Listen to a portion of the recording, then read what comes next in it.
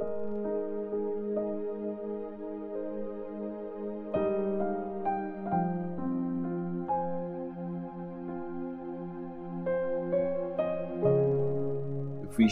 chapter 6. Mga anak at mga magulang. Mga anak, obligasyon niyo sa Panginoon na sundin ang mga magulang niyo kasi yun ang tama. Irespeto niyo ang tatay at nanay niyo. Ito yung unang utos na may kasamang pangako. Ito yung pangako. Magiging maganda at mahaba ang buhay mo. Mga magulang, huwag kayong maging malupit sa mga anak nyo para hindi sila magrebelde sa inyo. Palakihin nyo sila sa disiplina at utos ng Panginoon. Mga alipin at mga amo. Mga alipin, sundin nyo ang mga amo nyo ng may takot at paggalang. Gawin nyo yun ng totoo sa puso nyo na parang kay Christ kayo nagsaserve. Gawin nyo yan, may nakakakita man o wala. Hindi lang para purihin kayo ng mga tao, kundi dahil mga alipin kayo ni Christ at buong puso niyong sinusunod ang gusto ng Diyos.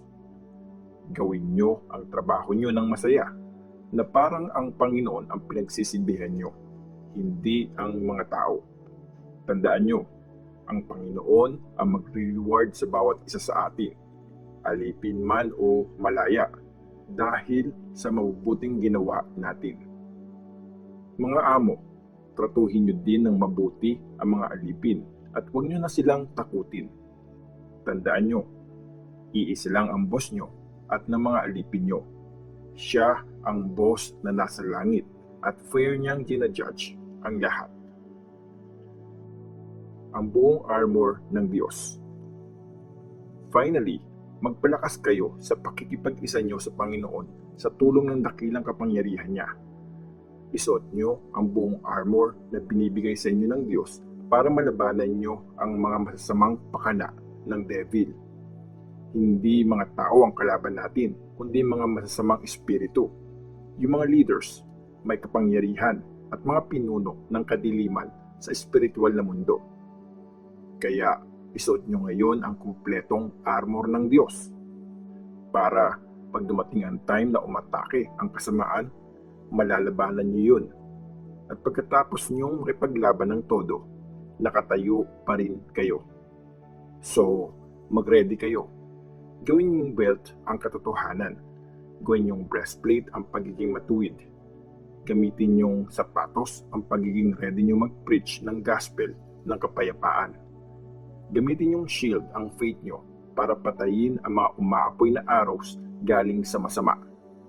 Tanggapin niyo ang kaligtasan na parang helmet at gamitin yung espada, ang salita ng Diyos na binibigay ng Holy Spirit sa inyo. Sa lahat ng to, mag-pray kayo. Humingi kayo ng tulong sa Diyos. Lagi kayo mag-pray sa tulong ng Holy Spirit. Maging alerto kayo lagi at huwag sumuko at lagi niyo ipag-pray ang mga taong pinili ng Diyos. Ipag-pray niyo rin ako para bigyan ako ng Diyos ng mensahe tuwing magsasalita ako at matapang kong ma-explain ang mystery ng magandang balita. Dahil sa magandang balitang ito, naging representative ako ni Jesus Christ at dahil din dito, nakakulong ako ngayon. Kaya, pag-pray nyo na matapang kong ma-preach ang magandang balita kung paano ko yun dapat i-preach. Huling greetings. Si Tychicus ay mahal nating kapatid at tapat na lingkod ng Panginoon. Ibabalitan niya ang lahat sa inyo, kung anong lagay ko at kung anong mga ginagawa ko. Pinapunta ko siya dyan para malaman nyo kung kamusta na kami dito at para ma-encourage kayo. Maranasan sana ng lahat ng kapatid ang kapayapaan, pagmamahal at pananampalataya na binibigay ng Diyos Ama at ng Panginoon nating si Jesus Christ. Para sa lahat ng walang sawang nagmamahal sa Panginoon nating si Jesus Christ, maranasan niyo sana ang sobrang kabaitan ng Diyos.